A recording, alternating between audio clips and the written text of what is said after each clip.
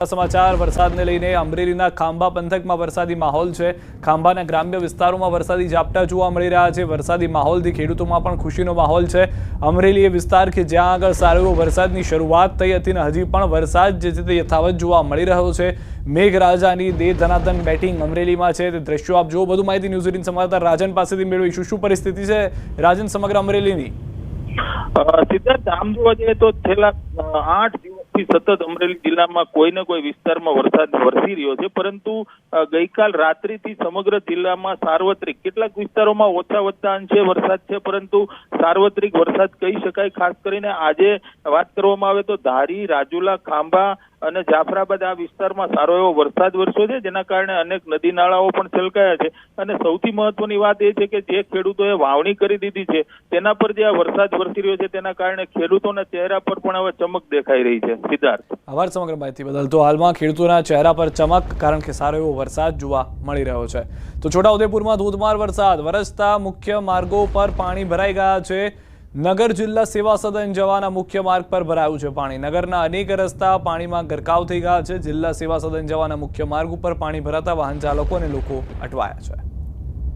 હવામાન વિભાગે આગાહી કરી હતી તે રીતે છોટાઉદેપુર જિલ્લાની અંદર વરસાદ વરસી રહ્યો છે। આપ જોઈ શકો છો કે છોટાઉદેપુર નગરની અંદર છેલ્લા 2 કલાકથી ધોધમાર અને અવિરત વરસાદ વરસી રહ્યો છે, જેના કારણે કેટલાક નીચાણવાળા વિસ્તારો છે કે જ્યાં પાણી ભરાયા છે।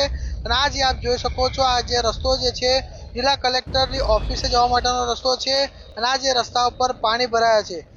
અનેક જેવા એક નદી નાળાઓ જે છે ત્યાં છલકાયા છે, અને ખાસ કરીને જે નીચાણવાળા વિસ્તારો છે ત્યાં પાણી ભરાયા છે। જે રીતે આગાહી કરી હતી તે રીતે છોટાઉદેપુર જિલ્લાની અંદર વરસાદ વરસી રહ્યો છે, એટલે જનજીવન પર પણ સીધી અસર થઈ હોય તેવું પણ લાગી રહ્યું છે। હાલ જે રીતે વરસાદ વરસી રહ્યો છે અને જે નીચાણવાળા જે વિસ્તારમાં પાણી ભરાયા છે, એટલે કहीं ખુશી કहीं ગમ જેવો માહોલ હાલ છોટાઉદેપુર નગરની અંદર જોવા મળી રહ્યો છે। સેજબ ખત્રી, ન્યૂઝ 18 ગુજરાતી, છોટાઉદેપુર।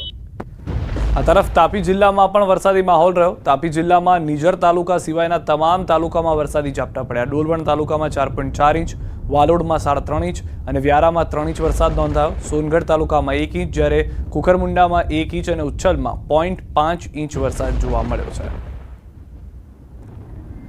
આ તરફ આણંદમાં પણ વરસાદી માહોલ છે। આણંદ શહેરના Indira Gandhi statue 80 foot road, Vidyanagar લાંભવેલમાં 100 ફૂટ રોડ પર વરસાદ છે। વરસતા પાણી ભરાતા દ્રશ્યો આપ જોઈ રહ્યા છો। છેલ્લા 4 કલાકમાં 1.5 થી 2 ઇંચ વરસાદ વરસી ગયો।